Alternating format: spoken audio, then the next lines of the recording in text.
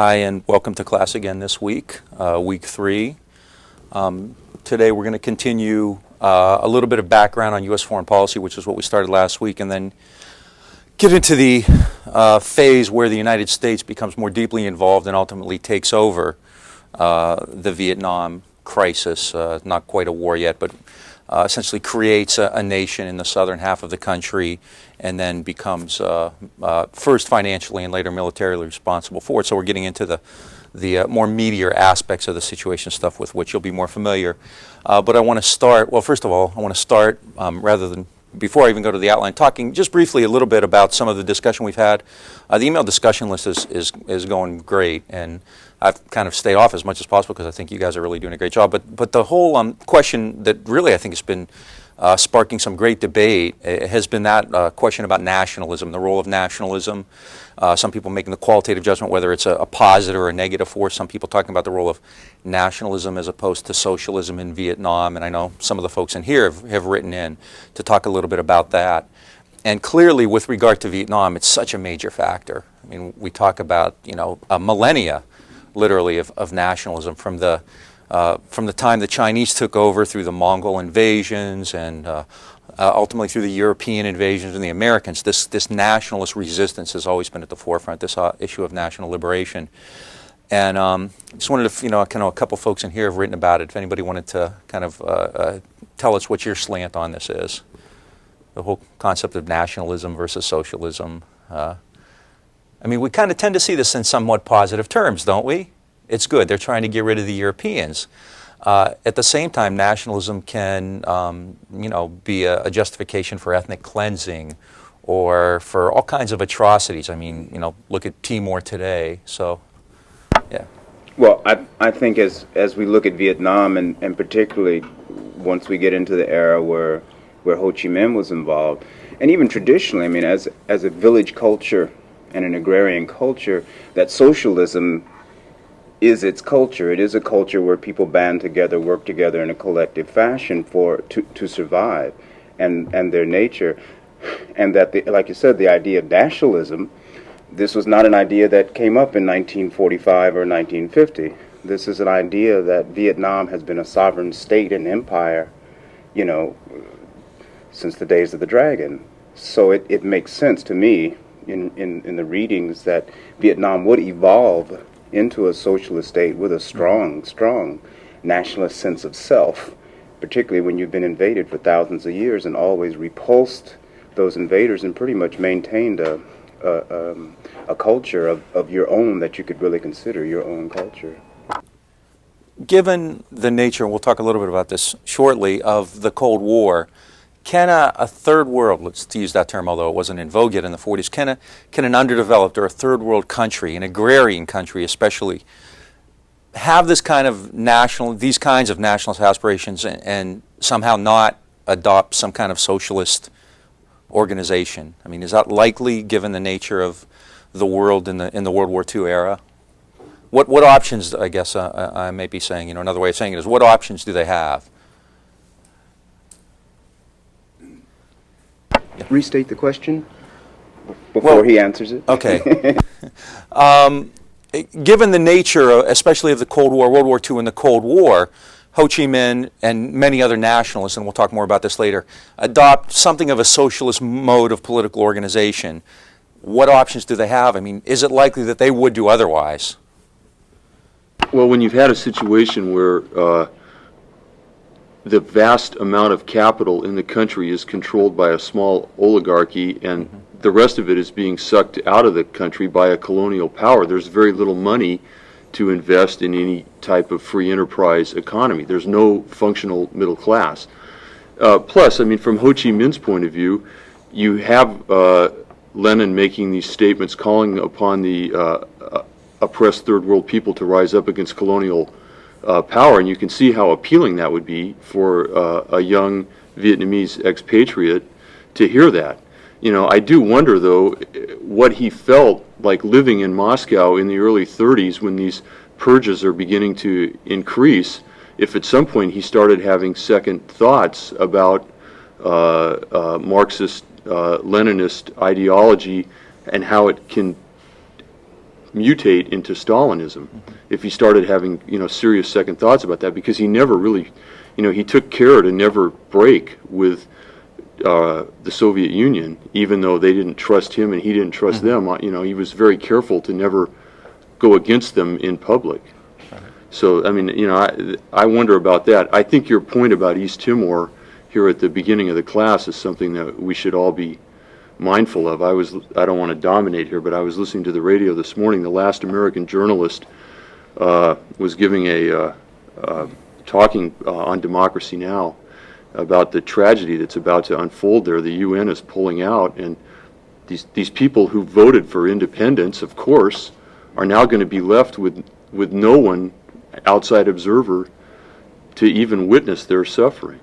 It's kind of amazing that the UN would pull out, and once again you have the United States supporting the Indonesian military, which is in turn supporting the militia in East Timor. And so even though the Cold War is supposedly over, we still see these same kinds of situations coming up. How familiar was Ho Chi Minh with the events that surrounded the Spanish Civil War, where the communists from the Soviet Union actually put down the Popular Revolution, and then were subsequently beaten by Franco's forces with the help of Britain, France, and the US. Moscow and China throughout the 30s, and I mean Ho Chi Minh, I think, as I tried to point out, whether you like him or not, the guy was actually a very clever, if not brilliant, strategist, and he was clearly aware of Stalin's relationship to various communists. And I think the fine line he tried to walk was to get as much support as he could and never break. But he never had a good relationship with Stalin personally. And more likely than not, while he was clearly a Marxist, was not a Stalinist. And later on there would be attacks on him as a Stalinist. But in fact, I think he tried to avoid that kind of political orientation. Stalin always, like many members of the Indochinese Communist Party, didn't trust Ho's sense of popular frontism, his sense of peasant nationalism. Remember, this is the point at which they're talking about communist internationalism, parties led by vanguards of the workers, the industrial workers. Now, of course, Stalin, when World War II comes, eventually relies on the same appeal to nationalism that everybody else does, because, calling on a revolt of the working classes when the Germans are invading isn't going to do you any good. So, I mean, Ho is aware of that. And later on, some new stuff has come out, some new documents have come out from the Soviet Union and China, and last year I just finally got a chance to look at them. And one thing that struck me is the Soviet Union poured tons of money and aid into Vietnam and got very little in return out of it. I mean, Ho Chi Minh was certainly willing to keep them on the line. He needed that support. And in fact, the Chinese are always telling him to break with the Soviet Union. The Soviet Union's trying to dominate you, get rid of them, kick them out. And Ho would never do that. So he's aware of it, but he thinks he can do it on his own terms, and he's actually fairly good at that. Yeah.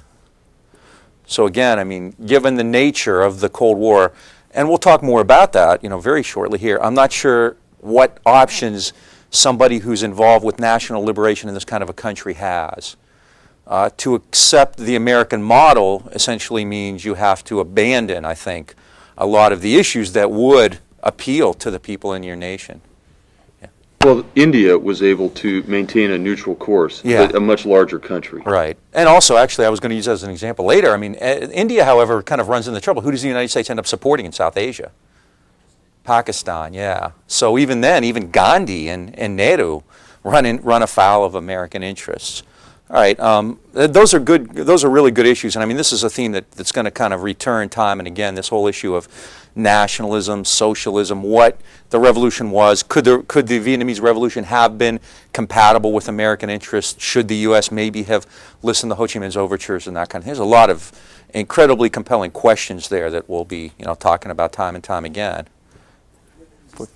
No way. No way what? There was no way that, American interest, there's no way that Ho, with his life experiences and philosophy and aims for his people, could have done that and simultaneously supported American interests politically, socially, nor even economically, because the question of the way capitalism works, you know, and if you take this socialist approach to capitalism, I just don't think that would have been in our economy's best interest. I don't know, just anyway.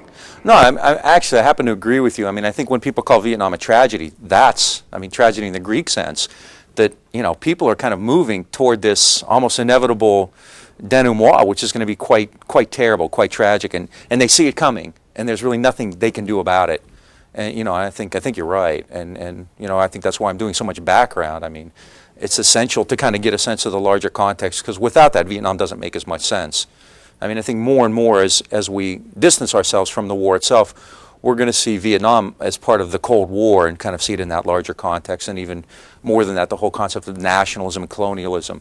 Remember, I mean, also to kind of give a little bit more background, I mean, the whole issue of colonialism is really interesting, because in World War I, which Woodrow Wilson's mantra, you know, self-government, free determination, but Wilson very specifically is talking about the Ottoman and Habsburg empires. He's talking about white Europeans for the most part. Those areas should not be colonized. Once the Habsburgs and the Ottomans fall apart, once those empires decay, he believes that there should be sovereignty for those people in the Balkans, the Albanians and Romanians and Hungarians and people like that. He's not talking about the Third World. So when Ho goes to Versailles, you know, he has this sense that Wilson's talking about the Third World. He's not. He's talking about Europe. And that's the Bolsheviks, you know, very intelligent political maneuver is to include the Third World in it.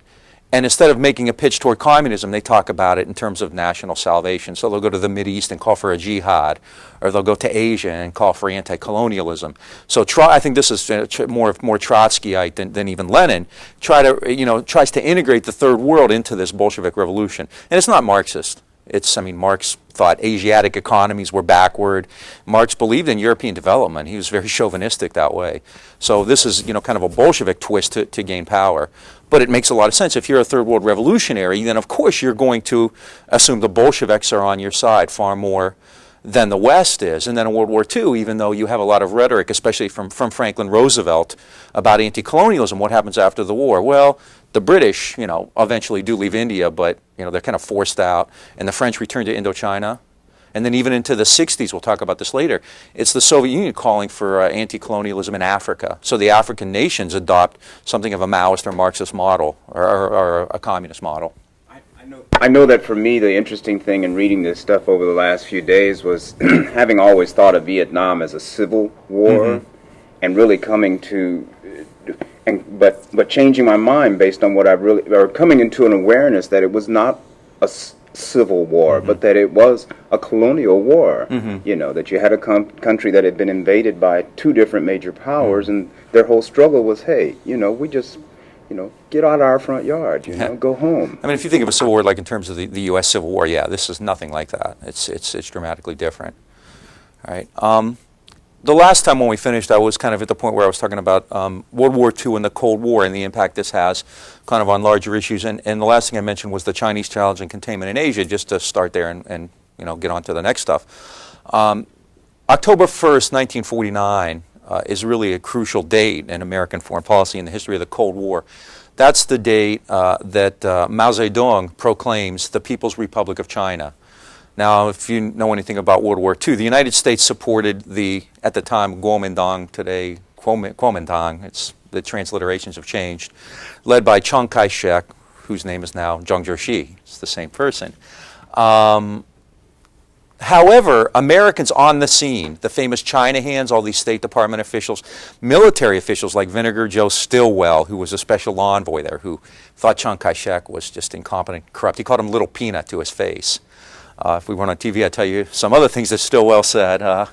General Albert Wiedemeyer, General George Marshall, General of the Army George Marshall, diplomatic and military officials, to a man who understood what was happening in China, came back and said, Chiang's going to lose. Chiang Kai-shek's going to lose. Mao Zedong is going to win. He has, you know, a far better military force, and he's far more popular. Nonetheless, you know, the Americans don't listen. They continue to pour money to the Kuomintang, and October 1st, 1949, this shocks the United States. And this leads, you know, to a cataclysmic both foreign and domestic policy. Not only does it mean that the biggest country in the world, in Asia, the Chinese is now communist, but it also creates in the United States, the key question is who lost Asia, who lost China? And this leads directly to McCarthyism. And you start to see McCarthyism before Joe McCarthy ever entered the scene. People like Richard Nixon made names for themselves even before McCarthyism. HUAC was established. Harry Truman instituted loyalty oaths. But Mao's victory in China is crucial because instead of looking at events in China and saying, well, these are the forces of nationalism, like Vietnam, the forces of nationalism, colonialism, and independence movement, class struggle, so forth. Instead of seeing that, it becomes all of these communists in the State Department sold out the Kuomintang. So this leads to the who lost China debate, and that's going to have really important ramifications when it comes to Vietnam, because it's going to be real hard for an American politician to say, hey, let's step back and take our time in Vietnam, because immediately you're soft on communism. This is what happens. You know, it's ironic, I think. The Democratic Party has always been a very bellicose party in the 20th century.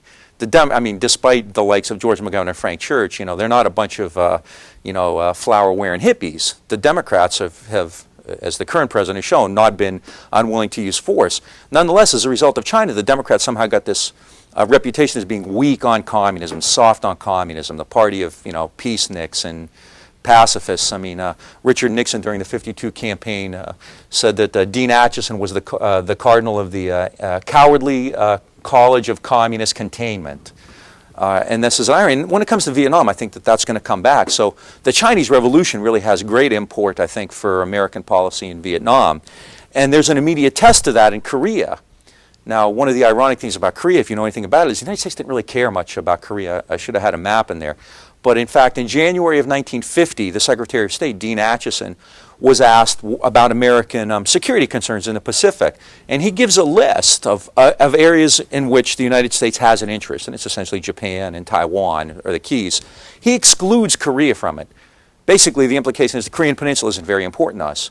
And in fact, when the war breaks out in June of 1950, the American chiefs of staff, Lightning Joe Collins, Omar Bradley, Matthew Ridgway, names you'll hear again, to a man were opposed to fighting in Korea. They just didn't think it was very important. America had far more crucial areas to defend. Nonetheless, because I think of the Chinese victory just a few months earlier, the U.S. has no choice but to get involved in Korea. So containment in Asia, containment meaning you keep something at bay, becomes quite important. In fact, in Korea, containment gives way to rollback. There were two schools of thought on how to deal with communists. One was contain them. Don't let them spread any further. Keep them where they are. The other was rollback, which means get rid of them altogether. Okay, this is the spectrum. Reminds me of Dorothy Parker's line about Hepburn. Her performance ran the gamut of emotions from A to B. So America's strategic options ran the gamut from A to B, the rollback or contain. And in fact, in Korea, when MacArthur goes north, crosses the 38th and heads toward the Yalu and ultimately gets the Chinese to intervene, it becomes rollback for a time. So China begets this whole slew of problems, and it really creates a massive Cold War environment in Asia. I would argue that the Cold War in Europe is really settled for the most part by 1948-49, the Berlin crisis. After the Berlin crisis, you don't really have any major confrontations in Europe. You'll have the Cuban Missile Crisis, but that's in the Western Hemisphere, and that has to do with the Soviet Union. But really, after 48-49, the lines are drawn, and basically you have internal problems like Hungary or Poland or Czechoslovakia, but you don't really have the Soviet Union being adventurous in any way in Europe. The Cold War really is an Asian phenomenon, I would argue, because this is where it's constantly at play, and this is where hot wars emerge in Korea and Vietnam. I think the Cold War is far more important in the Third World than it is in Europe, even though Europe is where the armed camp is, the armed truce is taking place. It really kind of sparks in Asia, first in Korea and then even more importantly in Vietnam, of course. So this is real important, and when it comes to Vietnam, the legacies of China and then Korea are very important, okay? Now, this also raises the whole question, the thing we just opened with, of the U.S. and Third World nationalism. And it's worth, again, talking a little bit about that, because when you talk about Vietnam, Vietnam doesn't occur in a vacuum. This is part of a much larger tradition of American responses to anti-colonialism, to nationalism, and such. Okay? The first term I have up there, "Our Sons of Bitches," refers to a statement by Franklin Delano Roosevelt. He was talking, I believe, about, it's been attributed to Roosevelt. Roosevelt definitely said it. And the object of the statement has been attributed to many different people, but I think it was about Somoza in Nicaragua, the grandfather of the one who was overthrown in the 70s. I can't remember his name now. And, you know, he was a repressive dictator, and somebody was talking to FDR about it, and he said, sure, he's a son of a bitch, but he's our son of a bitch. And this kind of became a generic term for right-wing dictators, especially military dictators throughout the world. Esau in Burma, Chiang Kai-shek, maybe the best known of them. Okay, yeah, they're repressive, they don't reform, their countries have these really terrible, unequal social situations, but they're on our side. And this tends to be the criteria for American support. So despite all the talk about, you know, democracy and freedom and all this kind of stuff, you know, the real criteria is whether they're against us or for us. And generally for or against, in most instances, means how agreeable they are to American capital, American investment, American markets, right? So I think that you can put this in fairly clear economic terms. There are other aspects, strategic, security. I mean, some areas are important for American security. The U.S. wants bases there, so that's going to be important. But by and large, if a country is willing to allow American investment, American capital, if it's willing to trade with us, if their elite and the American elite are willing to do business together, then a lack of political freedom in their society really isn't going to be a big factor. Okay, so there are sons of bitches. Well, this leads then to, you know, a really kind of a fairly narrow view of the world, especially in the Cold War period. And of course, this contradicts with the rhetoric about anti-colonialism that you hear during World War II. Right? After World War II, what you have is a fear of neutralism and a fear of nationalism. We talked to, or somebody mentioned India earlier. I mean, even though the United States did not, you know, oppose Gandhi and Nehru, they didn't send troops or anything like that, they actually did lobby the British for Indian independence. In fact, the United States was also alarmed by Indian neutralism. The Indians were not communists per se. They had a fairly decent relationship actually with the Soviet Union, accepted Soviet aid. But in fact, the United States really shepherds Pakistan into the world. Pakistan, remember, was created out of India because Pakistan is a counterweight to the Indians, who are considered soft. I mean, they're not communists, but they're not really trustworthy either. They're neutral, and being neutral really isn't much better than being nationalist, and being nationalist really is no different than being communist. So in this equation, an American ambassador with regard to Guatemala, which I'll talk about shortly, called it the duck test. If it looks like a duck and quacks like a duck and smells like a duck, then it's a duck. So if it looks like a communist and talks like a communist and acts like a communist, then it's communist. Okay? And they can use any highfalutin term they want to define themselves. Yeah? That, what you just said, pins down for me the glaring discontinuity with Ho Chi Minh, because he really did not, from the beginning, look, act, talk, and smell like a communist. He was so consistent in his appeal to the United States based on their defense, supposedly defense, putatively defense of freedom, you know. There seems to be a discontinuity there that doesn't go away. Well, no, go ahead.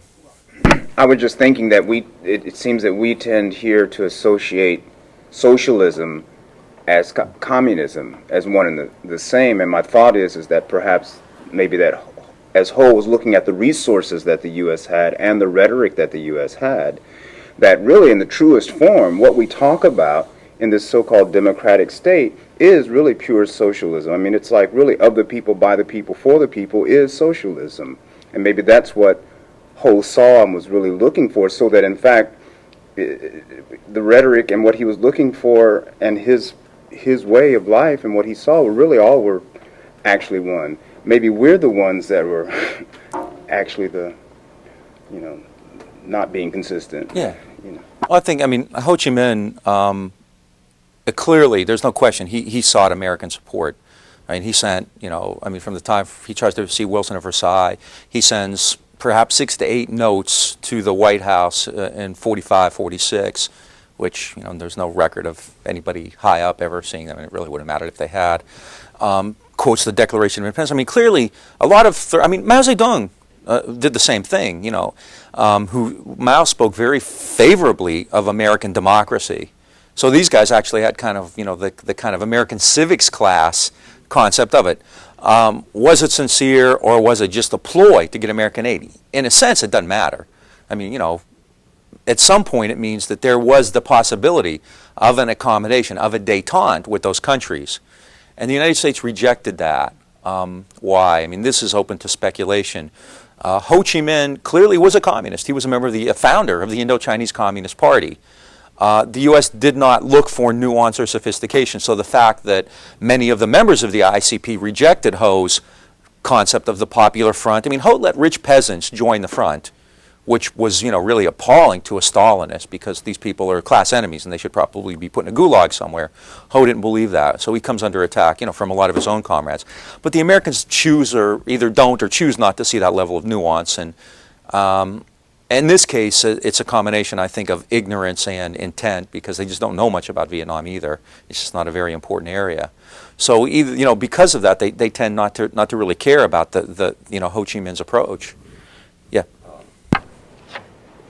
We can start with ignorance, but where I'm having trouble, where I think we're crossing the line as a nation, is when we put up and pour great amounts of time and resources into what appears from our readings, which I believe are fairly balanced, to be outright fraud.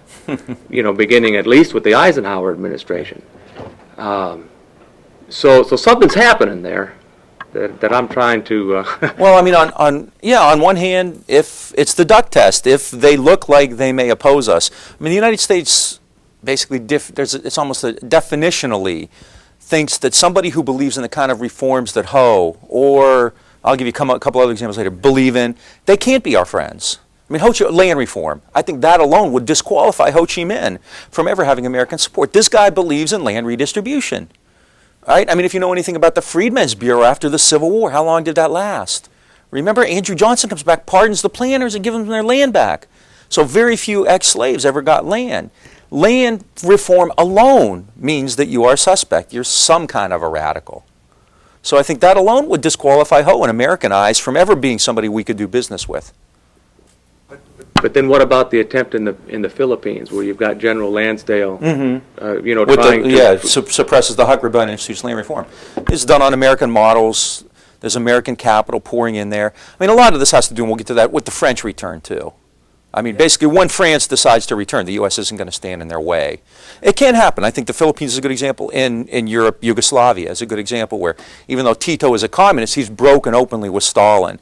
And so the U.S. essentially, chooses to recognize Yugoslavia because it's, even though they're communists, because they're not Stalin communists, they're not Soviet communists. So it can be done, and the Philippines is a great example, right?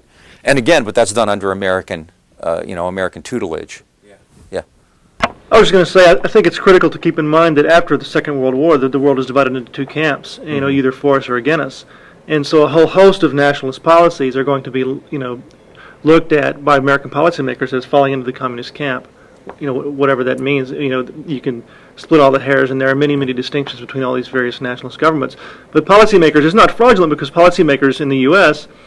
see it as you're either for us or against us. And if you're not welcoming of U.S. private investments, then you're in the other camp, and that can't be tolerated after the Second World War. It's complex too, because everybody wants to assume the mantle of nationalism, and it's really ironic. For example, Tom O'Brien, the chairman of the History Department, wrote a wonderful book on Latin America, and what you find there is that even right-wing economic elites will assume the mantle of populism and nationalism against the U.S., even though they really do have a convergence of interest there, because it sells. So whether you're, Lansdale's people, Magsaysay's followers in the Philippines, you're nationalist, or if you're Huck's, you're nationalist, right? Both sides are trying to assume that. I mean, when we get to Vietnam, Dien, actually does have nationalist credentials, and he will basically claim to be a nationalist. One of my favorite quotes, Henry Kissinger has a lot of, but Dean Rusk is one of them. When Mao Zedong wins in China, he says, they fail the first test of legitimacy. They are not Chinese. So Dean Rusk, from just come out of the Ford Foundation or whatever, I forget what, is going to tell the Chinese who real Chinese is, right? But Chiang Kai-shek would assume the mantle of nationalism, as would Mao. So it becomes real dicey there because everybody's taking this up. But I think really what gets Ho in trouble is, of course, the communist affiliation. Clearly a member of the Indochinese Communist Party. There's no question about that. And the land reform. I mean, the relationships with the Soviet Union and China, had anybody chosen to look, you would have seen that there, you know, if you knew anything about Vietnamese society, there's no way Ho is ever going to be a puppet of Mao Zedong. It's just not feasible. It's just not, and really the Soviet Union too. So, but this is, I mean, this, it is not just happening in Vietnam. I mean, this is the thing. This is why I wanted to talk a little bit about this. This fear of neutralism, this fear of nationalism is fairly widespread. Now, something else is occurring at this time, and this is a concept that I like to talk about, even though it's a little squirrely. Containment initially begins in 1946 per George Kennan's formulation in Europe. We are going to contain the Soviet Union, keep them isolated in Eastern Europe. I have a map later on. I'll go back and show you a little bit of this. We'll keep the Soviet Union contained in Eastern Europe. We're not going to let them move out into places like France and Italy and Greece. There are strong communist movements in all those countries. We're going to make sure those countries don't become communist. And so the U.S., through groups like the CIA, American Labor, the American Federation of Labor, and the CIO both all send representatives through all kinds of the Marshall Plan, financial support, things like that. Do everything they can to maintain Western Europe as non-communist free areas, the free world, it will become known as, okay? So this is how Kennan first envisions it. This is what containment means, Western Europe. Well, containment starts to spread. And with the Truman Doctrine, you see it applied to Greece and Turkey. And in the speech in which Harry Truman announces the Truman Doctrine, which is going to give money to Greece and Turkey, he says that the United States will support free peoples everywhere, which is fairly broad. Okay? But then in 1950, it becomes global with the adoption of NSC 68. And actually, if you click on, you can actually get excerpts of the NSC 68, which is really a fascinating document. It's one of the most important in the 20th century. NSC 68 refers to National Security Council paper number 68. And NSC 68, I think, is important for a couple things. It establishes the concept of global containment and also a concept of something I call military Keynesianism. And whenever you talk about the United States and the world after World War II, Vietnam especially, these issues are very important. First, global containment. NSC 68 says the United States has a responsibility to contain and, if possible, roll back communism wherever it occurs. It is now global, okay, whether it be on the North Pole, in Europe, on the Great Wall of China, no matter where, at all points on the globe, the United States must contain communism. It's not just in Europe, it's not just in China, it's everywhere. If there's a communist, you know, in the hills of Tibet, get rid of them, you know, in Haiti, wherever. I mean, Santa Claus wears red, he might be one, okay? So you got to get rid of communists wherever they exist. So NSC 68 in 1950 extends containment to everywhere. The other thing it does is it says that the American economy is strong enough to spend virtually unlimited amounts on national defense. Something I call military Keynesianism. You know anything about World War II? What was Keynesianism? The Depression of World War II. John Maynard Keynes, a British economist, what was his argument about economic theory? Okay, at the time, remember, one of the big issues in the 20s and 30s was the budget was out of balance. Okay, John Maynard Keynes comes along, he kind of revolutionizes economic thinking. Keynes says that governments should not worry about balanced budgets. Governments should spend money they don't have. They should deficit spend in order to jumpstart the economy. And in fact, for every dollar the government spends, it's going to come back. There's a multiplier effect. So the government will spend $1 on a road or a bridge or an airport or whatever, some kind of public works project. And that dollar is going to create jobs for a bunch of people who work there. And then those people are going to go out and spend money on food and clothing, which means that shopkeepers in that area are going to get income out of it. And in turn, those shopkeepers are going to have to buy food and clothing and whatnot. And ultimately, they're all going to pay taxes because the money is being diffused so widely, and the government's going to get it back in turn. All right? Now, FDR, despite claims that he was a freewheeling tax and spend liberal, never bought into Keynesianism until when? World War II. World War II finally gives Roosevelt the justification for adopting Keynesianism. Why? Because he's not doing it to build roads and bridges and airports and things to put people to work. He's doing it to save the country. He's doing it for national defense. And in American life, in American history, you can always justify something based on defense, based on the need to protect people rather than to preserve human needs. I mean, jobs and welfare and housing and things, that's nice, but defense really sells. So one of the big fears after World War II of everybody in American circles, and Dean Acheson has a wonderful statement about this in a congressional committee, is that we're going to return to the Depression of the 1930s. Remember, 8 million men were in uniform in World War II. The plants were running 24 hours a day, 7 days a week, 3 shifts. Women were working and making a lot of money. The economy was humming along, unemployment almost unheard of. I mean, massive production. The war ends, boom, what happens? Military demobilizes, millions of men come home looking for work. Women are told that they have to move back into the home, and thus begins a baby boom. They're basically removed from the factories. And everyone's afraid that the economy is going to hit rock bottom again. It's going to go into a tailspin without all this production for war. Right? So you have to find new ways to encourage spending. Well, you do this, it's not unlike the 1890s. On one hand, you do it through foreign projects like the Marshall Plan. You spend billions of dollars in Europe, but with, everyone talks about handouts. Oh, we built up the Japanese, we built up the Germans. This is not free money. This isn't monopoly money. Money is given with the qualification that you have to spend it on stuff made in the U.S. They're called offset arrangements. We'll give you money, we'll give you billions of dollars, but you have to offset that by buying stuff from us. So it guarantees a market. Now, if the United States simply created national markets at home, that would be considered socialist or radical or whatever. People like, Robert Taft and others would have obviously opposed it. And actually, in that case, it's kind of a cheap shot because Taft actually had some sense on a lot of this stuff, even a very conservative man. But if you do it for military spending, it's okay. So you create a system of military Keynesianism where you justify massive government intervention in the economy based on military needs rather than human needs. And this is also a product of NSC 68.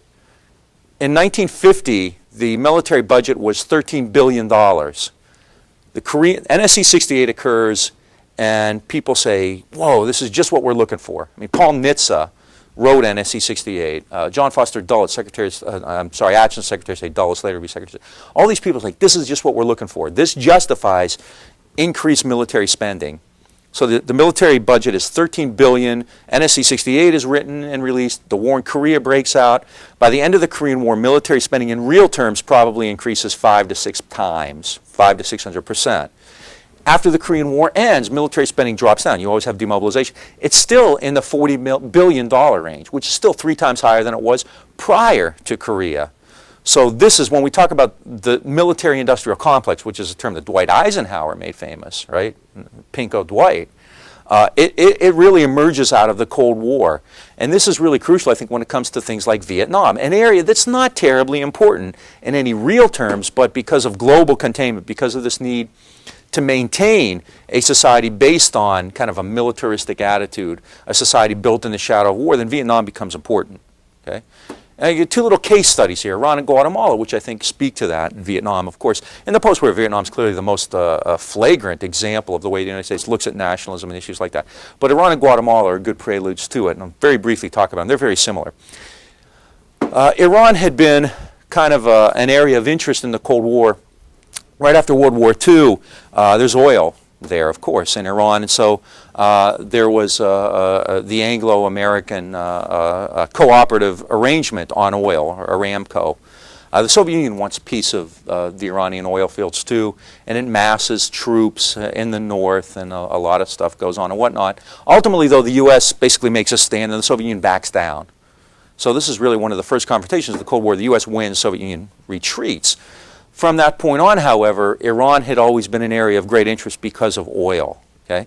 Well, a lot of Iranians are upset about the hold that the Americans and the British have over the Iranian oil industry. I forget the numbers, but clearly it's well over half of oil profits are leaving Iran, maybe even up to the 80% range. I can't remember the numbers. So a huge amount of money is leaving Iran and going to American and British oil concerns. Right? So in the early 1950s, an Iranian nationalist named Mohammad Mossadegh comes into power.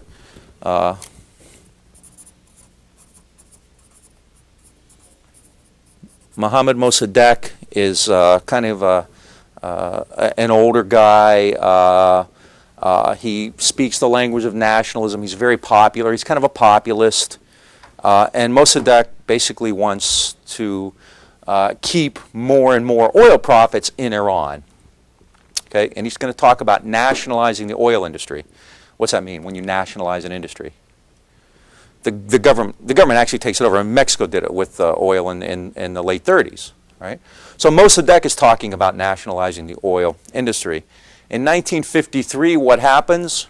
Kermit Roosevelt, the grandson of Teddy Roosevelt, essentially in conjunction with Iranians who were opposed to Mossadegh, engineers a coup and overthrows him. And who replaces Mossadegh? The Shah. Okay. And what was the Shah's relationship to the U.S. for the next 25 years? Did he nationalize oil? I mean, it was fairly comfortable. Okay. So clearly then the United States sees Mossadegh's nationalism in Iran as a real threat to American oil interests. And in fact, in 1978 and 79, during the Iranian crisis, when they take the American embassy over, they're often going to bring up issues of 1953. In fact, early on, one of the things that they asked Jimmy Carter, one of the first demands was basically an apology from Jimmy Carter for the coup in '53. And they would have released the hostages. Carter refused to do that, and things snowballed from there. In Guatemala, a year later, something very similar happens. In Guatemala, the president was a man named Jacobo Arbenz. And in Guatemala, you have a large indigenous population, Mayan, who, although they make up a majority of the country, own virtually no land. 2/3 of the land in Guatemala was owned by UFCO. Anybody ever hear of UFCO, UFCO? The United Fruit Company. I think it's Dole today? It's Chiquita today, okay. UFCO had a lot of important friends in high places, including John Foster Dulles, the Secretary of State, and Alan Dulles, the head of the CIA, who were both on the UFCO board of directors, and they were partners in Sullivan and Cromwell, which was UFCO's law firm in Washington. And the head of publicity for United Fruit was John Whitman, whose wife Ann Whitman was Eisenhower's personal secretary. Right? Arbenz, in fact, UFCO, in addition to owning 2/3 of the land, kept over half of their land fallow, which prevented peasants from getting land of their own to raise subsistence crops, which means that peasants had to work for the United Fruit Company at incredibly low wages. Right? So what happens when Arbenz comes in and talks about nationalizing land and land reform? What happens? In 1954, in an operation led by E. Howard Hunt, who would later be famous for the Watergate break-in, Arbenz is overthrown. So in both Iran and Guatemala in 1953 and 1954, nationalists are ousted. Yeah. On the United Fruit Company, didn't they also have a strong presence in Honduras? Throughout the whole region, absolutely. Yeah. That's why they're called banana republics. Yeah, I mean, UFCO is really a major landholder, the biggest landholder in that whole region, but Guatemala was the one place where they had problems. In fact, I don't know if it's prophetic or not, but allegedly Che Guevara was in Guatemala at the time. Clearly, at the very least, he and Castro were well aware of what happened in '54 when the Cuban Revolution took place, which is why they were always distant and far more aggressive and adversarial than the Guatemalans were. I mean, there's a lot more to it than that, but I mean, Arbenz actually, kind of like Ho, thought that the United States, how could they have problems with this, right? So, I mean, in both '53 and '54, in Iran and Guatemala, you see what the price of nationalism can be when it interferes with things like American oil resources, when it interferes with things like the land holdings of a major American corporation, okay? Meanwhile, we're finally going back to Vietnam, and we'll probably stay there for the most part. Meanwhile, back in Vietnam, what's happening, all right? Well, long ago and far away, we actually talked about the outbreak of the war. And the first Indochina War is taking place. Remember in 1946 when Colonel Debay launched the attack at Haiphong, which killed maybe 6,000 Vietnamese in the fall of 1946. After that, Ho Chi Minh essentially unleashes General Giap, and the war begins in earnest. Okay? At the same time, as we mentioned, in the late 40s, the Chinese communists win the civil war there. And the Soviet Union is expanding its support to movements for national liberation. Right? Again, Stalin always argued about the primacy of communist movements, but in fact was quite willing to support national liberation movements too if it could work to the Soviet Union's advantage. Okay? And then this all occurs at the outset of the Cold War, which is what we just talked about. All right, so that's the context then in which the first Indochina War is taking place. The French have come back in, Ho Chi Minh and the Viet Minh are launching a war against them. To the United States, to the Americans, this is a theater in the Cold War. This has less to do with the particularities of Vietnamese history or colonialism or anything like that than it does the Cold War. And in the Cold War, it's a fairly black and white view of the world, a fairly Manichaean view of the world, good versus evil. And in fact, if you've ever heard the rhetoric, I mean, they put it in these kinds of terms. It's, you know, kind of ministerial. I mean, Billy Graham becomes famous at this time by talking about the contest between good and evil, between the communists and the free world. This is, you know, I mean, a lot of ministers and street preachers get kind of very well known at the time by talking about this. And in this case, then the French, even though they may have done some bad things, are the good guys, and Ho Chi Minh is clearly the Viet Minh are the bad guys. I mean, that's kind of a very simplistic way of looking at the world, but there's not a whole lot of nuance going on in the late 1940s. And nobody's really going to make an effort to learn Vietnamese history and try to understand the intricacies of it or anything like that. And Ho Chi Minh, no one's going to talk to Ho Chi Minh. I mean, the OSS did and didn't get him anywhere. They're not going to reply to his letters, you know, so it's fairly clear then, you know, the way this thing is going to fall out because of the Cold War. All right? So that's just kind of a prelude to more important stuff. As a result, then, Ho Chi Minh understands that the United States is going to come to his support. The world generally is going to support the French. In fact, you know, the Soviet Union doesn't even recognize Ho. I mean, Ho Chi Minh declares independence September 2nd, 1945. Stalin doesn't recognize the country in the north, the Democratic Republic of Vietnam. Stalin doesn't recognize it in 45. The Vietnamese are a country only to themselves. Only the DRVN recognizes the DRVN. It has no outside recognition at all. Not a single country recognizes Ho Chi Minh's government in 1945. So he's totally isolated. And Ho realizes that, you know, basically whatever happens is going to happen on their own.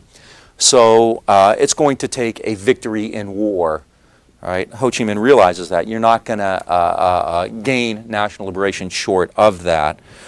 So after Debay opens fire, after the war begins, Ho Chi Minh calls on the country to resist. Again, still trying to maintain some kind of balance between those who are hardline communists and those who, like him, are willing to see a popular front. Okay. Nonetheless, just a year after that, after declaring independence, though, Ho Chi Minh is at war. Once the war begins, the French, of course, have huge advantages.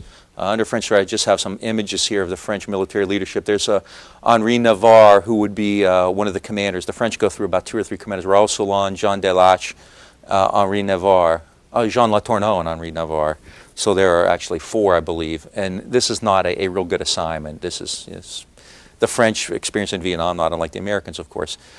Colonel Christian de Castries, somebody who I'll bring up again, he's the commanding officer at Dien Bien Phu during the decisive battle.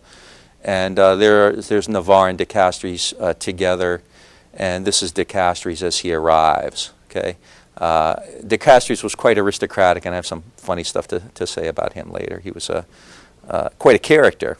Okay, as the war begins, the French then, I mean, if you're booking this in Vegas, the French are big, you know. The odds makers have them as prohibitive favorites. They're big favorites. They have huge advantages. Well, first of all, it's a European army.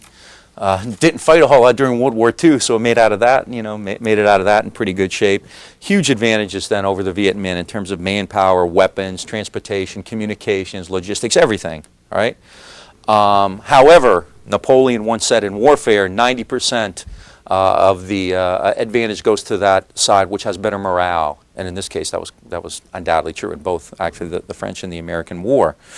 The French Union forces were huge. And it included not just French forces, but also Vietnamese forces, too. They had integrated some Vietnamese into their own forces. In the 1940s, there were 70,000 soldiers in the French Union forces, but by 1954, it was over 500,000. The French Expeditionary Corps, there are different arms. The French Union forces are countries indigenous to Vietnam, to Indochina. The Expeditionary Corps is groups that, you know, kind of travel around. They're expeditionary courses. They're sent to deployed to wherever the conflict occurs. The FEC, which was kind of an occupying army, had increased from 70,000 troops in 1940 to 115,000 in 47, and by the 1950s, 180,000. So that's almost 700,000, just including those, okay? In addition to that, there's a Vietnamese National Army, VNA. This is made up of Vietnamese soldiers created by the French, and in 1954, the VNA has about 375,000 troops in it. You're looking at a total then of over 1 million soldiers fighting for the French in the French Union Forces, in the French Expeditionary Corps, and in the Vietnamese National Army. So you have a force of over 1 million in uniform. Now, that doesn't mean they're all fighting. Many of them are, writing letters, they're scribes, they're pouring beer and, schnapps and things like that. But the fact of the matter is, it's a pretty big force. Jap has, with Viet Minh and militia combined, about a third of that, maybe 300,000, 340,000, I think is a number that's often given. So General Jap has about a third of the forces that the French do. But what kind of war is he fighting? Guerrilla war. He's fighting a guerrilla war, and estimates in guerrilla warfare generally say that the other side will probably need 10 soldiers for each 20 years. So, I mean, even though Jap is outmanned, given the kind of war he's fighting, it's not as bad as it would seem on numbers. But clearly, I mean, would you rather have 3 times more or 3 times less than the other side? Even if you are fighting a guerrilla war, you don't like to be outnumbered that badly, right? Of that 340,000, maybe a third are actually equipped, and then again with small arms. And there are no naval or air forces to speak of. I mean, they have a few junks which go up and down the Mekong or in Tonkin or whatever. It's nothing to speak of, no air force at all. All right. They are acquiring, as the war goes on, especially after 1949, they'll acquire technology, weapons from China and from the Soviet Union. But even then, the amount of aid that the Viet Minh receive from China, from the Soviet Union, is a pittance compared to what the French or then the Americans pour in. So the amount of aid is always very small. I think in the 1950s, the Chinese are sending in about 10,000 tons of materiel per month, and the U.S. numbers are 5 to 10 times more than that. So the Viet Minh is clearly outnumbered, outgunned, outsupplied. But technological power isn't really decisive. And the French never really quite grasped that, just as the Americans wouldn't.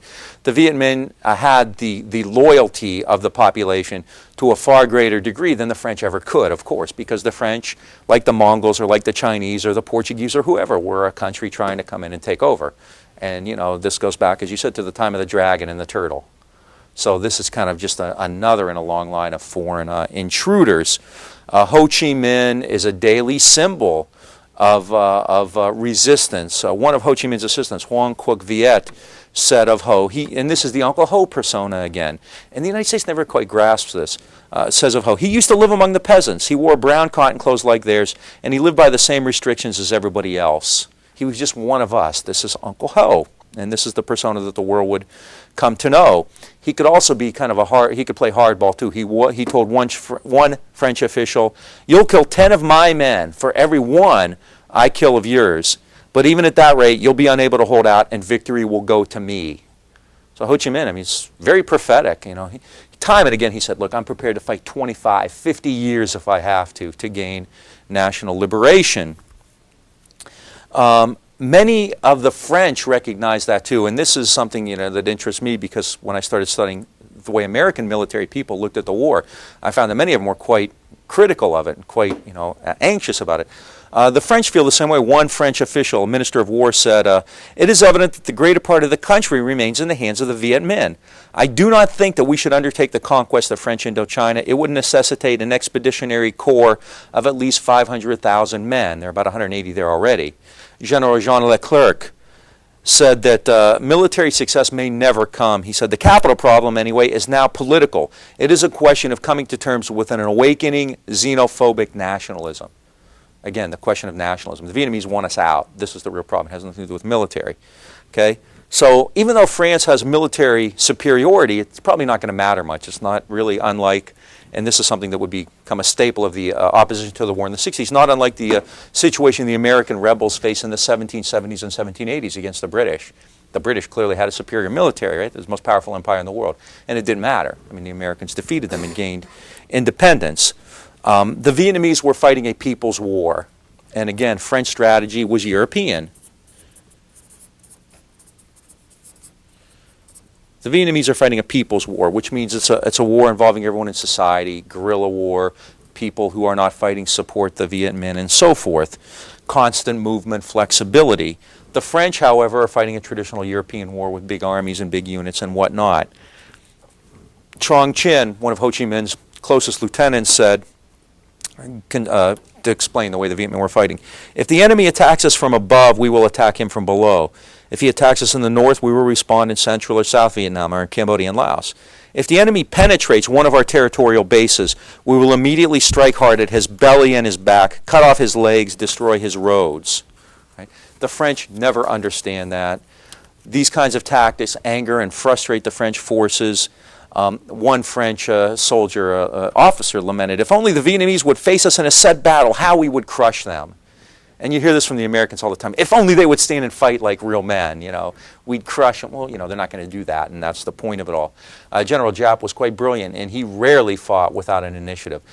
The number of battles in the Vietnam War was actually quite small, because Giap would just avoid battle until he felt he had some kind of an advantage. And the Americans, they would spend huge numbers of days just, waiting, just not fighting. The number of days actually spent in battle was actually quite small, yeah. And wasn't he a good friend of Ho? Who's that? Giap. Oh yeah, they put their strategies together, quite closely. They worked quite closely. So, and they both understood that, we can wait them out. We're in no hurry, and so we will not. They called it the decisive moment, the opportune moment. We will not fight until the decisive moment is there, until it's an opportune time, and when we have the initiative, we'll do it. Later on we'll see. American statistics, American analysis showed that the Viet Minh held the initiative almost all the time. Very few battles occurred with American initiative. The Viet Minh would just, the PAVN, the North Vietnamese Army, the People's Army of Vietnam, the conventional army, they would simply avoid it. They would just stay away. When they fought, they took huge numbers, but they would also inflict heavy damage, and that's another aspect of what Ho and Giap believed in. We can afford to lose a lot more men than the enemy can. 50 Americans killed is going to be a far greater catastrophe than 500 Vietnamese killed. In political terms, we're fighting for our national liberation, whereas, Life magazine will write about this and everyone will be up in arms. It's stark, isn't it, since then, in things like Haiti and in Kosovo, where the key has been no Americans killed. We now have bloodless war, which is really quite remarkable. And I think, Ho Chi Minh understood that, and clearly this is a product of Vietnam, but Ho understood even at the time of the Vietnam War that there were different concepts and different, ideas going on there. Roy? Yeah.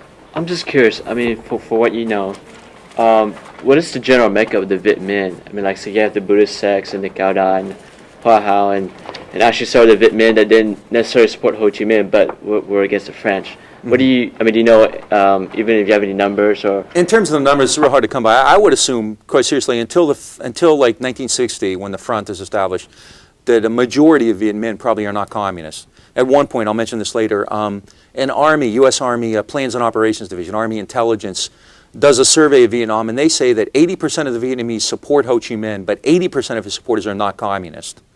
So I would suggest until the National Liberation Front is established, and even then, the front, when it's first established, really is a large front, the majority of Viet Minh are not communist. The majority of people in leadership positions are. There's no question about that either. You have communists. They also integrate some sects like the Cao Dai and Binh Duen and others who are opposed to Diem. Some Buddhists, some intellectuals. The leadership tends to be, definitely more communist oriented. The mass, though, at large is probably more likely to be non-communist. And again, this is an issue. Ho was always far, accepting a broader base. And I think Ho understood that, the communists, first of all, had leadership movement and would always have. I'm not trying to make him out to be, the Easter Bunny or anything like that. I think that, he's a hard-headed politician as well. And he understands that if you're opposed to the French, you're a potential ally. Yeah. Yeah, it's not necessarily that he was less committed to a communist society throughout all of Vietnam. He was just a better strategist. I think he was a better strategist. He had different ideas of what it would involve, too. People like Giap and Trong Chinh, I would never call them Stalinists, but I think accepted some type of a Soviet model more than Ho did. Ho, did have this sense of Asian peasant communism. Yeah.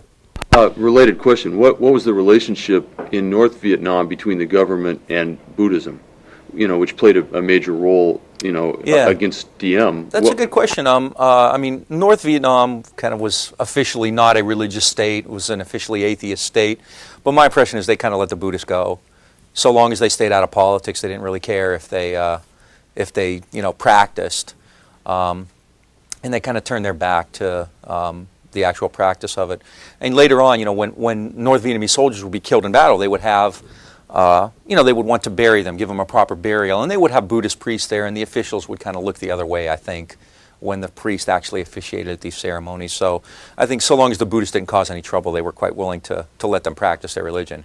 And again, they weren't Stalinists who, went out and crushed the churches or anything like that. And of course, with regard to the Buddhists in the South, they were quite willing to exploit that for everything it was worth. Okay. So the Viet Minh tends to be, I think, a fairly broad-based popular front, although led by communists. It has great morale and discipline as well. And even though they win the war, and this is something to keep in mind in both the French and American phases, the Vietnamese, the Viet Minh, the Viet Cong, the PAVN, whatever you want to call them, win the wars, but it's at a huge, huge cost. I mean, one cannot really understate the level of destruction and death inflicted upon the enemy by the French and then the Americans. And this occurs in the First Indochina War as well. In fact, in 1950, I mean, even though they've been skirmishing since 46, in 1950, you start to see kind of more of a full-scale war, and I hesitate to say that what was happening from 46 to 49 wasn't, because people were shooting at each other in anger and people were getting killed and whatnot. But 1950, you start to see more of a full-scale war. In 1950, the Soviet Union and the Chinese both recognize Ho Chi Minh, and they start to support him, so the Viet Minh now have the capacity to fight more. And Giap actually violates his own rules in 1915. He begins to fight kind of in a European style with larger set-piece battles. In October of 50, and there's some battle detail here. I'm not real concerned that you get all the nuts and bolts of this. In October of 1950, the Viet Minh actually conducted kind of European-style warfare, and they attacked French forts up in the north near the Chinese border, and initially inflicted some heavy damage on the French. The French lost 6,000 troops and mortars and trucks and so forth. Trying to build on that in January of 51, General Giap began a general offensive around the time of the Tet holiday. Tet is, and of course we'll hear about that again, Tet, of course, is the biggest holiday throughout Asia. It's a New Year's celebration, and it's just a huge holiday. And in 1951, Giap was trying to get a Tet offensive going, and he began a general offensive. There had been about 15,000 Viet Minh hiding out in the Red River Delta, and they attacked French garrisons near Hanoi. The French, however, responded quite forcefully using American-made napalm bombs against the Viet Minh. I'll have a photo of that later. And they sent in reserves and used napalm, and they withstood General Giap's offensive. And this really kind of taught Giap a lesson. He really couldn't fight this way anymore. Over 6,000 Viet Minh were killed out of 15,000, so 40% of the Viet Minh troops in this offensive were killed. It was really catastrophic. The French held their positions. The Viet Minh suffered these huge losses and certainly had no reason to celebrate Tet. And after that, Giap tries another offensive in 2 months, which ends in another defeat. By mid-June 1951, the Viet Minh was in pretty bad shape, bloodied and retreating. And Giap came under heavy attack. And this is something I think also that's important. We've talked before about how Ho comes under attack. Giap, in the same way, does. The Viet Minh believe in something, I'll mention the term again later, called Kiam Dao, essentially self-criticism. They're not at all averse to criticizing their own. Even somebody, you would never think of criticizing Stalin in the Soviet Union, would you? I mean, you'd end up, shot. But, I mean, the Vietnamese always felt very comfortable. The Vietnamese leadership always felt very comfortable attacking Ho or Giap or whatever. So there really was, in that sense, openness at that top level in terms of developing strategies, right? I mean, where you would never see that in Soviet Union, probably not in China either. I can't imagine getting away with, maybe in the early years Mao was more, but clearly later that would have never happened. So Jap actually comes under heavy attack. People are saying, you violated your own rules. You're supposed to be fighting protracted war, guerrilla warfare, people's war, and instead you do this. You're too aggressive, you're impatient, and there are people calling for Jap's head. They want him fired. They want him removed as military commander, which is, again, quite striking. You would not see this in a totalitarian society. And one thing, I mean, no matter, you can have a negative impression of, oh, that's certainly legitimate, but for Americans to talk about Ho Chi Minh as a Stalinist and a totalitarian society really was way off base. It was just anti-historical. That was never the case. All right? So Vanu and Jap, and the other thing, Vanu and Jap listens, and it's at that point where he really quite seriously embarks on this strategy of protracted war. And after that, you start to see greater Viet Minh successes. And again, I have some photos of that. There's a picture of Jap reviewing the troops. What's striking, of course, is he has on a white suit and a tie. Doesn't have on a military outfit there. This is in 1951 during the catastrophic offensive. Viet Minh supply lines. This is quite remarkable. I mean, it's literally human labor. That's all it is. They don't have technology. They don't have dredgers and but I mean, it's people doing all the work. This is human labor, not technology. They're building a bridge. Did they have a lot of women doing bridge Oh, building? yeah, I'll talk about that later. Women played a vital role in the Vietnamese Revolution. I mean, they made better donkeys than the men, I believe. Or better mules. Yeah, some fought, but others were involved in logistics, supply, reconnaissance, espionage, all kinds of stuff like that. Yeah. So the Vietnamese begin this strategy of protracted war, and this comes. I mean, they'd always kind of believed in that, but this really emerges after the debacles of '51. After that, and this is something Jap learned and maintained through the American War, the Viet Minh were always going to try to spread out the French in defensive positions so that they could attack them in smaller engagements. Rather, if French forces were massed, then the Viet Minh would basically disperse their forces so the French would have to break up, and go after a unit here, a battalion here, or whatever. And then in smaller engagements, the Viet Minh felt that they would have the initiative and would be in better positions. They also believed that if the French suffered even fairly small losses, that their morale would collapse. And again, whenever the terms are political warfare, then the Viet Minh have a huge advantage, and they were right with regard to their ideas about French morale as well. Beginning after the massive losses of 1951, the Viet Minh began to wage a more guerrilla-type war, more protracted warfare. They often worked. I mean, somebody sent this in on one of the discussion emails. They would often work with local tribes, and that's something that still much more needs to be known about. But the Viet Minh would make alliances with local tribes who really didn't have an interest in the war outside of their own village, outside of what their own stake in it was. And they began to conduct smaller engagements, and then if conditions were right, larger ones. At the same time, the Chinese Communist forces, after their victory, begin to send more support to the Viet Minh. So the French now are starting, after 1951, the French think, well, this is over, we've crushed the Viet Minh, but the Viet Minh recuperate fairly quickly, and by late 1951, the French are starting to worry a bit about the Viet Minh's resiliency. I mean, they thought, after the losses of '51 that they would be dead, but in fact they've rebuilt and they're back at it and they're fighting again. So the French commander, General Jean Delache de Tassigny, I've already butchered Vietnamese names, and now I get to butcher French names, so I'm, as Jim Hightower once said, bi ignorant. D-E-L-A-T-T-R-E. Yeah. Who was it? One of your governors here, Clements or something? Somebody once told Hightower Clements was learning Spanish, and Hightower said, great, now he'll be bi ignorant. So I can mess up words in both French and Vietnamese, mess up names, right? Delache decides to conduct an offensive in the Red River Valley, in the Red River Delta. Red River Valley, it's John Wayne and Gary Cooper and everything. In the Red River Delta. And again, this is going to be kind of a symptomatic of the war. He attacks Jap's forces, and over 50% of the 40,000 Viet Minh there were either killed or wounded. Huge, huge Viet Minh losses, right? But Giap is able to, or is willing to accept those kinds of losses, and he blunts the French offensive. Okay? And pretty soon the Viet Minh are moving in and out of these zones. The point here is that the French, even if they cause these kinds of losses, will suffer losses of their own, and the French can stand to lose far fewer troops than the Viet Minh can. So the French begin chasing the Viet Minh troops all around. They revert to guerrilla warfare, and pretty soon the French get tired and they leave the area. Okay? They had created something called, you think they would have learned from the Maginot Line, they called it the De Latre Line of allegedly secure line. Of course, the Viet Minh just crossed it with impunity. Right?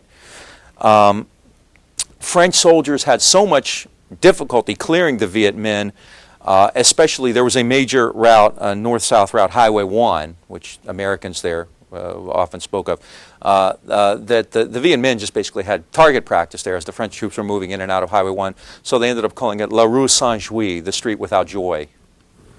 So again, whenever the terms tend to be more guerrilla warfare, the Viet Minh, you know, are indomitable. You just can't touch them. When the French get the Viet Minh in a set-piece battle, then they're able to cause huge, huge losses. But more and more the war is becoming a war of protracted warfare, a war of guerrilla war. And so by 1953, despite inflicting huge losses on the Viet Minh, French prospects are fading. There's a new commander, Henri Navarre, who comes in 53, and he tries to bring in more and more troops. He wants the French to reinforce. Navarre also gets the first massive infusion of American support. In 1953, he gets $400 million. That's a significant amount of money in 1953, in American aid. And he does this by telling them how he's going to end the war. He calls it the Navarre concept. All right? The key to the Navarre concept is going to be getting control of the Red River Delta and cutting enemy supply lines into Laos. In order to do that, Navarre establishes a base in northwestern Vietnam near the Laotian border at a small town called Dien Bien Phu. Okay? And this was a huge blunder. Navarre had at Dien Bien Phu about 12 battalions, about 15,000 soldiers. He had 10 tanks and 6 aircraft there. The local commander was Colonel Christian de Castries, whose photo we saw earlier. Castries established strong points in the hills around Dien Bien Phu, in a valley. De Castries established strong points, and with typical French élan, he named them after his mistresses. So there was Beatrice, Gabrielle, Dominique, Elaine, and Claudine. Okay. The French were quite confident. They were, they had established this garrison at Dien Bien Phu. They had troops at various strong points, and they were essentially daring the Viet Minh to attack. The area, I mean, on one level you think, God, why would they go and camp in a valley? That's stupid, you know. But in fact, the area near Dien Bien Phu did seem impassable. It wasn't quite as stupid as one may think in retrospect. However, they didn't count, again, on the Viet Minh's incredible morale. Thousands of Vietnamese peasants, not just Viet Minh, but supporters, by hand cut trails, hundreds and hundreds of kilometers long. They laid roads. They moved supplies as many as 500 miles by foot and by bicycle. And again, men and women very active in this. The Viet Minh had about 50,000 men who, as they moved on to Dien Bien Phu, were daily attacked, strafed, bombed, and often napalmed by the French Air Force. Nonetheless, the advance continued. They were dragging their artillery pieces by rope. At one point on a PBS special, they were talking to a veteran of the Dien Bien Phu campaign, a Viet Minh, who said that they were taking, by pulley system, a cannon up a hill, and the rope broke, and one Viet Minh soldier dove in front of the cannon. He was crushed to death, but he stopped it from rolling all the way down where they'd have to start all over again. So, I mean, it's really this kind of human labor and dedication that's really quite amazing. De Castries, meanwhile, is waiting for the Viet Minh to fight, and in fact is even bringing local prostitutes in to service his soldiers while they're, impatiently waiting. They start sending leaflets to the Viet Minh, basically, taunting them, why don't you fight, that kind of thing. Finally, the Viet Minh are, preparing for battle, literally digging tunnels hundreds of kilometers long, cutting through the brush. I mean, just an amazing display of labor. They were, clandestinely digging, hundreds of kilometers of tunnels and trenches. And if you've ever seen, or heard about like the tunnels of Chi during the American War, just incredible the way they could do this. The French are waiting. They're kind of goading the Vietnamese into fighting. Giap, however, had learned his lesson from 51. He wasn't going to fight unless he believed he had the initiative and he was in position to do so. Finally, he strikes in March of 1954, initially tries to overrun the French positions, but that didn't work. So at that point, Giap retreats and becomes very patient. He digs more trenches, operates out of them, rains artillery in on the French, and the French forces began to take heavy casualties. The airfield at Dien Bien Phu becomes basically inoperable. By April, the Viet Minh were assaulting the forward bases, the fire bases of the French. Giap's strategy was called steady attack and steady advance. This is paying off. Throughout April and May, early May of 1954, the French are suffering huge losses. And on May 6th, 1954, De Castries surrendered and Dien Bien Phu fell. And again, we have some images of that. There's Ho and Giap preparing strategy at Dien Bien Phu. They have a model of the fortress there. There are Viet Minh at Dien Bien Phu, okay, waiting out the French. The French parachuting supplies in. Okay, yeah. So the siege was about 90 days? March to May? Yeah. Well, yeah, the siege itself, right. Yeah, we're done now. The French...